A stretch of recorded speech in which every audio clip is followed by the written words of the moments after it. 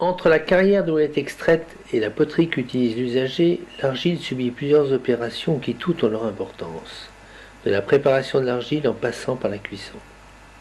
Cependant, les procédés et les techniques employées pour les différentes étapes de la fabrication des poteries sont multiples et variées. L'extraction de l'argile se fait bien souvent dans de petites carrières qui ne laissent pas forcément de traces dans le paysage. Simples excavations situées à peu de distance de l'atelier. Au sortir de la carrière, l'argile doit d'abord être séchée. Pour cela, elle est étalée et brisée en mottes. Elle est ensuite broyée et quelquefois tamisée afin d'éliminer les éléments grossiers. L'opération de tamisage permet d'obtenir une poudre sèche qui sera humectée pour obtenir la pâte argileuse. Fréquemment, on ajoute à l'argile ce qu'on appelle un dégraissant destiné à améliorer les qualités de l'argile et lui donner une meilleure résistance à la cuisson. Ce dégraissant peut être de différentes natures: végétaux, sable, roches broyées. La poterie cuite une fois broyée peut également servir de dégraissant, c'est ce qu'on appelle la chamotte. C'est ce type de dégraissant que la potière incorpore avant le façonnage dans un atelier du Rif marocain.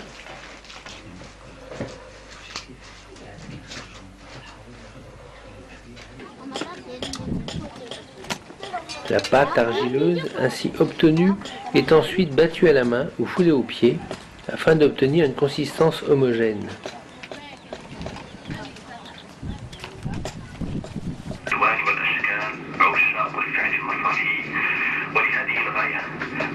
Le foulage au pied ou marchage lorsqu'il s'applique à une masse importante d'argile. À l'issue de ces opérations, la terre est prête pour le façonnage proprement dit. De nombreux procédés sont utilisés pour façonner les vases. L'utilisation du tour n'est qu'un procédé parmi d'autres.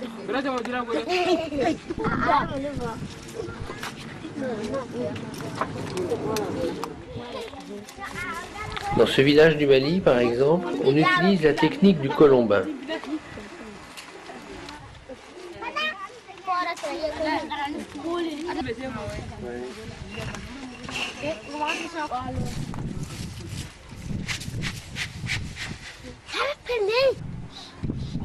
Dans un autre village du Mali, la technique utilisée pour fabriquer les grands vases que l'on appelle les canaris consiste à battre une galette d'argile sur une forme convexe réalisée en terre.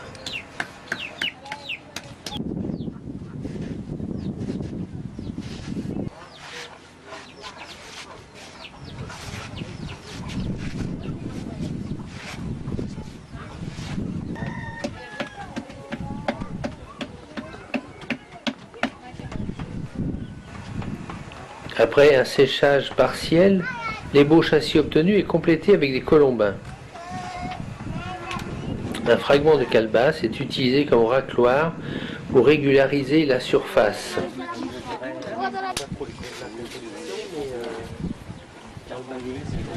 Un tissu mouillé sera utilisé pour le lissage définitif.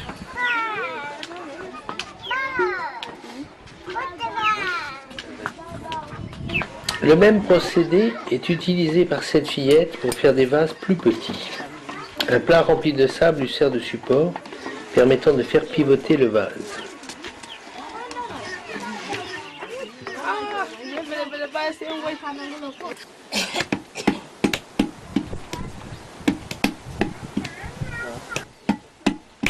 Chez les Dogons, la technique est tout autre.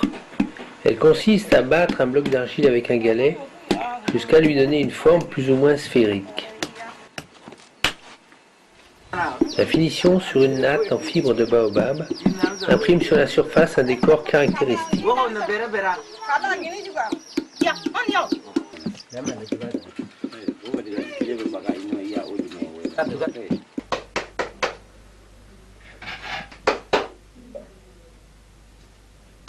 Les techniques que nous venons de voir se retrouvent dans de nombreux ateliers, mais elles ne sont pas les seules utilisées.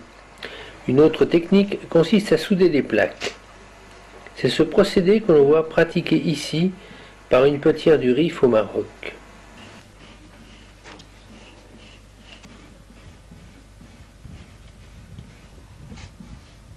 Après raclage et lissage, la forme est achevée avec des colombins.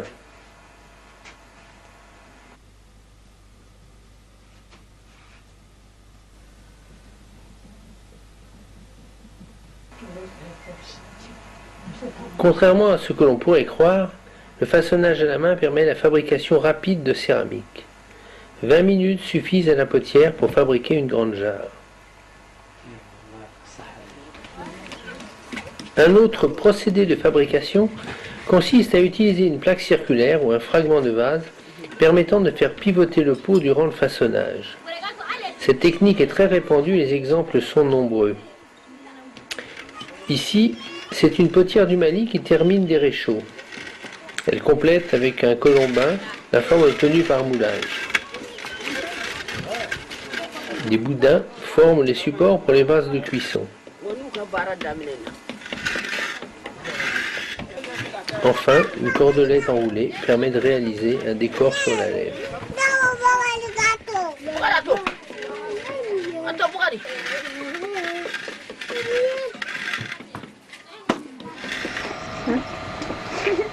Là, c'est une potière du Rif qui façonne de grands plats avec ce procédé.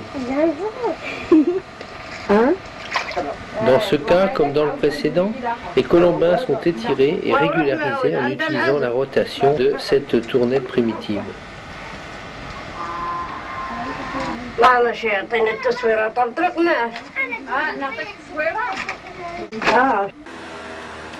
Les potières de Cornos, dans l'île de Chypre, façonnent également leur vase à l'aide d'une tournette.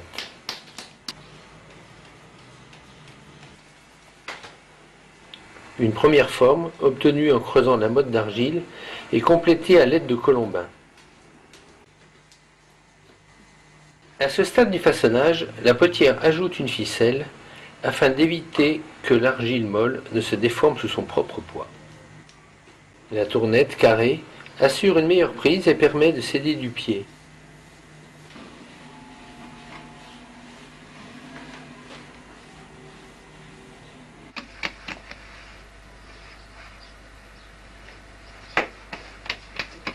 Le tour à main, constitué d'un plateau en bois fixé sur un axe, est en quelque sorte une tournette améliorée.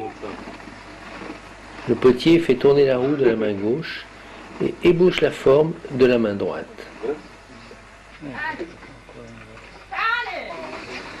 Pour tourner des pièces importantes, le potier a besoin d'un aide qui fait mouvoir le tour pendant que lui-même façonne la pièce.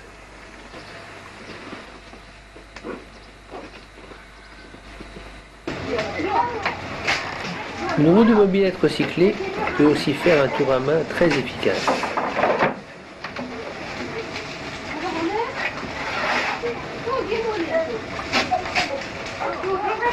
La position du potier, assis sur un tabouret très bas, lui permet quelquefois de s'aider du pied.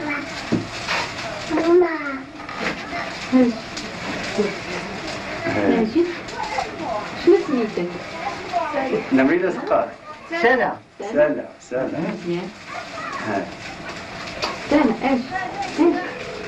ايش عندي؟ اروح عنده اروح Entre les mains d'un petit habile, un simple brin de paille devient un outil.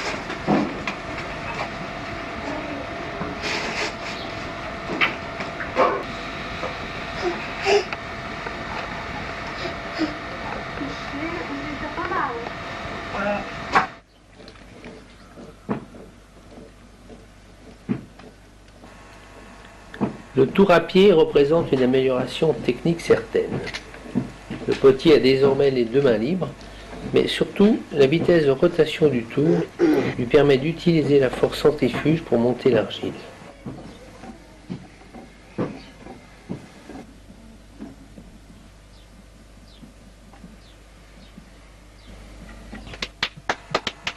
Le centrage de la motte est toujours la première opération du tournage.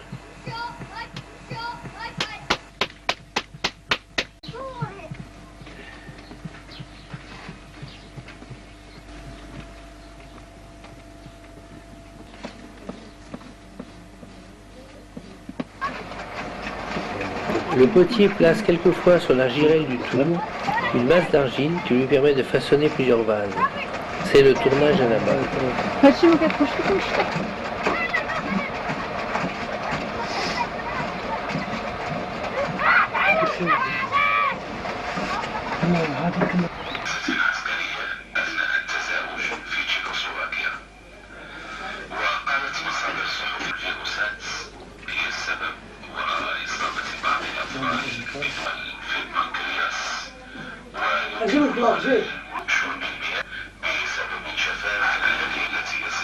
Pour façonner de grosses pièces, les potiers sont souvent amenés à faire les vases en plusieurs parties, soudées ensemble sur le tour.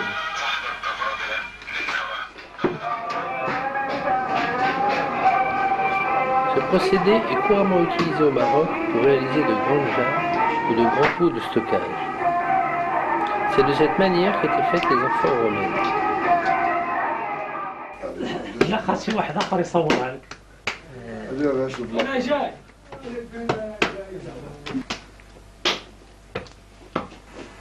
Une simple plaquette de bois suffit pour tracer le décor.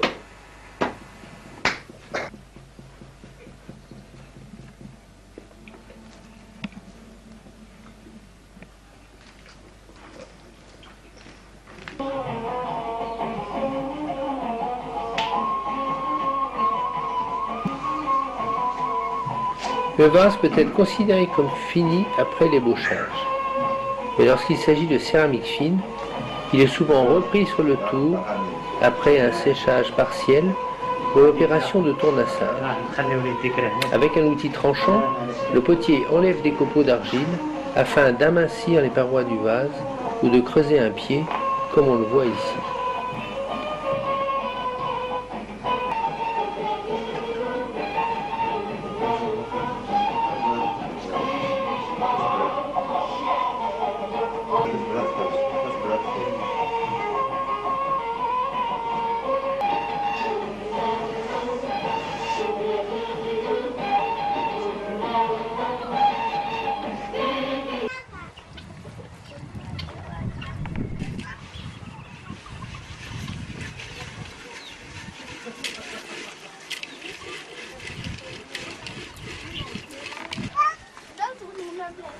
Après le séchage, les vases reçoivent quelquefois un décor.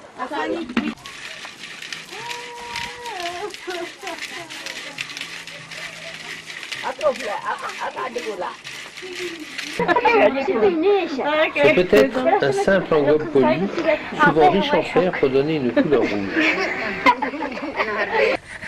L'utilisation d'oxyde pour réaliser des décors peints est aussi une pratique courante.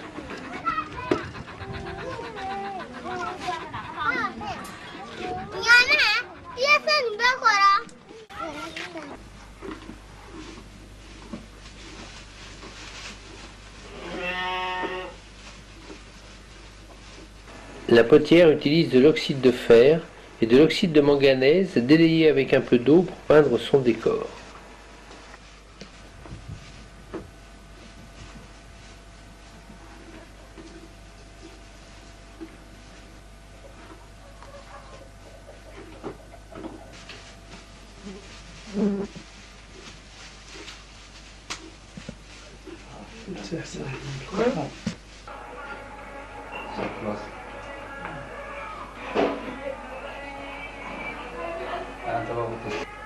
Dans le cas des faïences, le décor intervient après une première cuisson.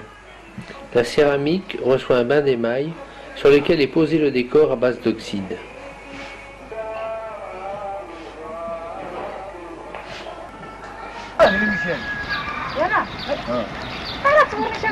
La cuisson est une étape déterminante. C'est elle qui confère à la poterie sa solidité. Les techniques et les structures de cuisson sont aussi variées que les procédés de façonnage. Dans cet atelier du Rif au Maroc, les vases sont cuits un par un, posés sur potière, et la cuisson ne dure que quelques minutes.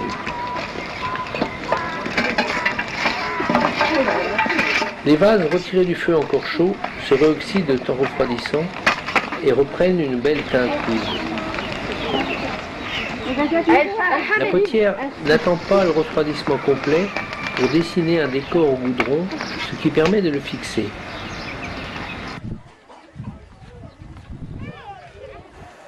Un autre procédé couramment employé est la cuisson en meule.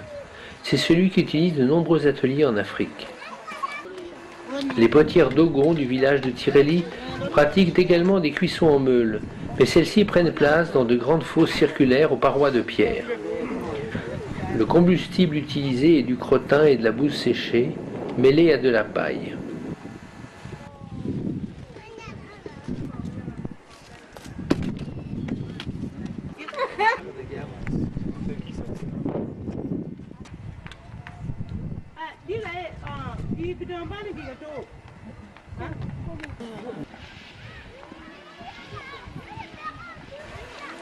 Dans l'atelier de Farako, les cuissons se déroulent sur une place à la périphérie du village en fin de journée.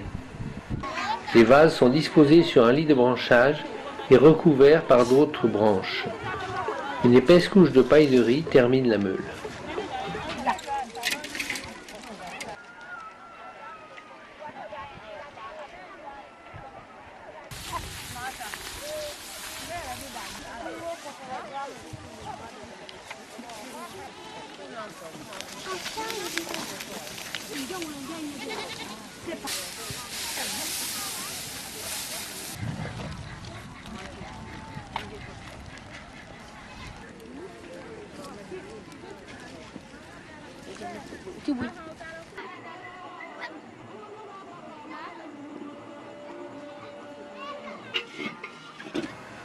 Les vases de la périphérie sont retirés du feu encore chaud pour être plongés dans de grandes jarres contenant un mélange d'eau, de fruits et d'écorce qui, sous l'action de la chaleur, forment une espèce de vernis sur les pots.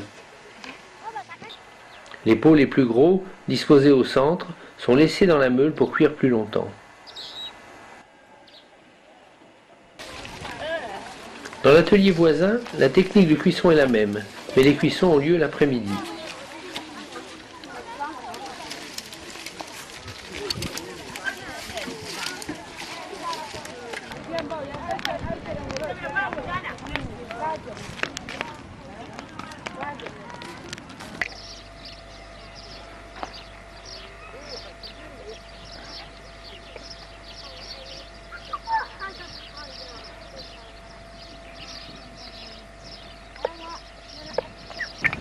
Un autre exemple de cuisson en meule nous est donné par l'atelier de Dara Deloued.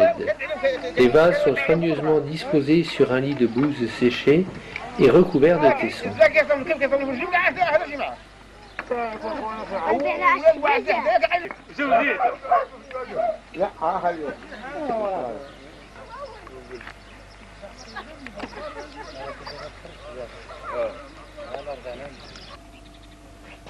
La cuisson en four permet de mieux contrôler la température et d'éviter les chocs thermiques.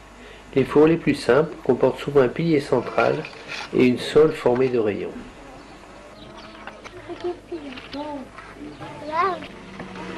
L'enfournement est une opération délicate qui peut prendre plusieurs heures.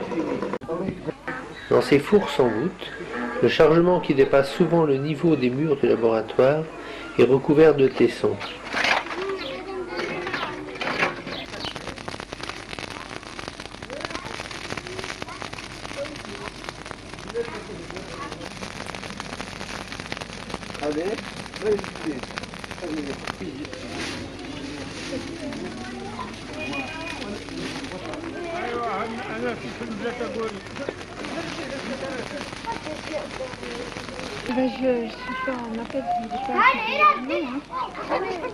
Dans ce type de four, la cuisson ne dure généralement que 2 heures.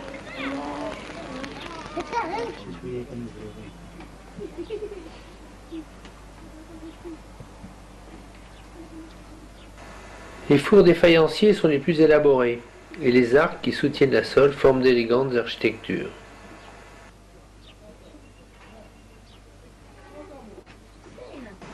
La partie arrière du foyer, l'enfer du four, est utilisée pour la première cuisson des carreaux, tandis que les faïences cuisent dans le laboratoire, dans la chambre supérieure.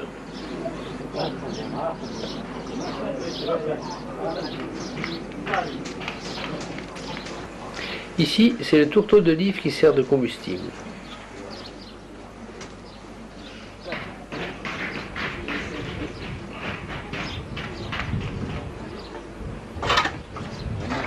Ouais, il est con. Malgré un refroidissement de plusieurs jours, les vases sont souvent encore chauds lors du défournement. Il faut détacher les pernettes qui séparent les vases pour empêcher qu'ils ne collent entre eux.